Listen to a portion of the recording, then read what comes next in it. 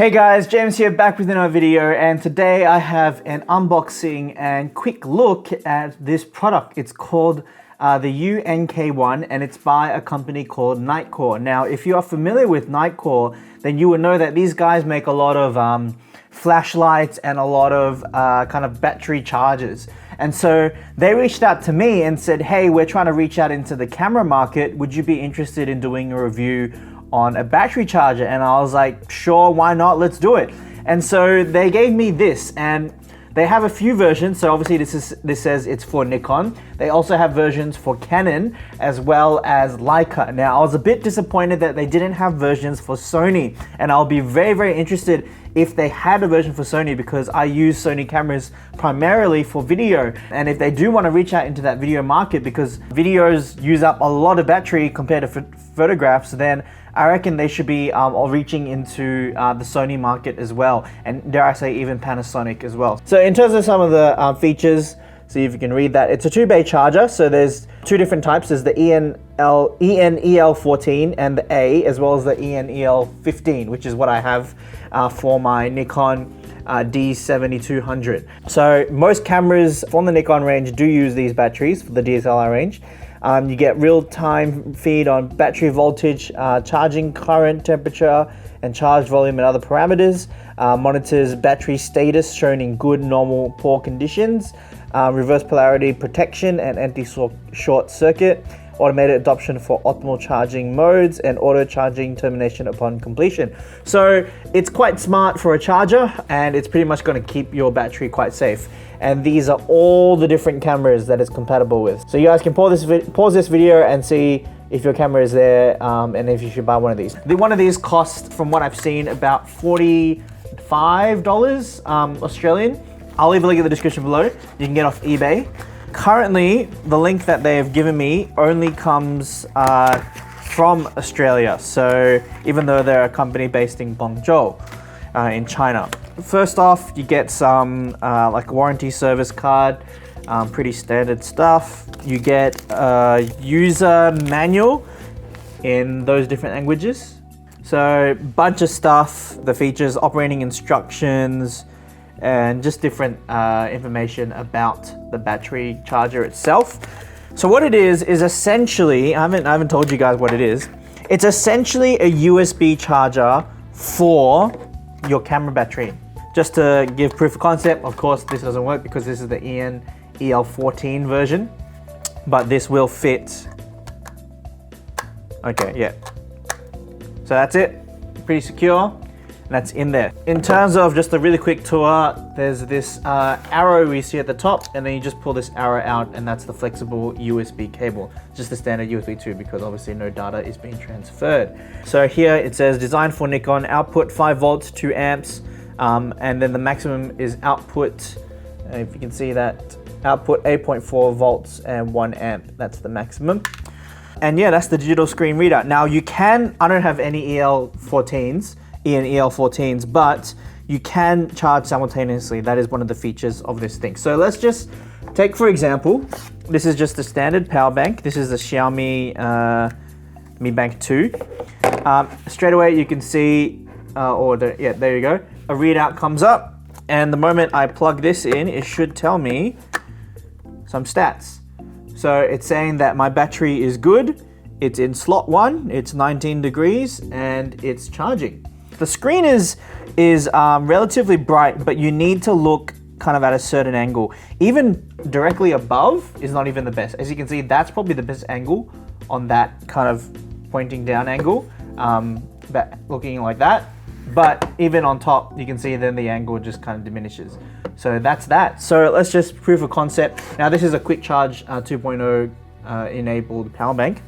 If I were to put a normal one, so let's just say in this normal port, at the moment it's drawing 4.81 volts and 0.80 amps, around that averaging.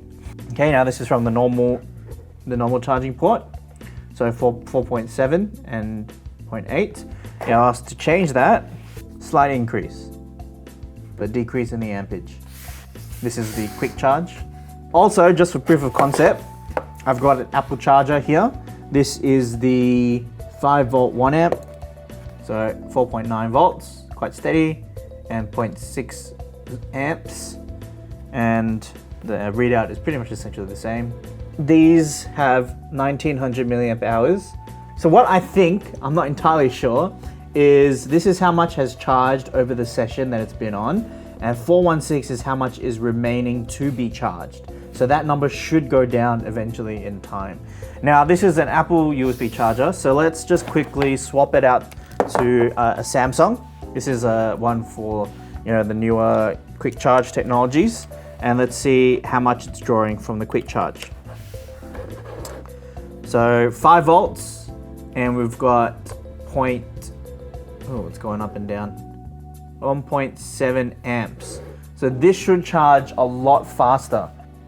So as you can see, okay, this is milliamps, the other one is milliamp hours. So if you know the difference, there's a difference. But as you can see, that number is ticking down a lot faster. So obviously using a quick charge 2.0 enabled charger really does help speed up this process. So if you have any quick charge 2.0 thing, then definitely connect this into it, because it's going to be a lot faster for you to charge. So the question remains is, who is this for? Why would you buy it? Now, big thing is that charging your phone is becoming so common.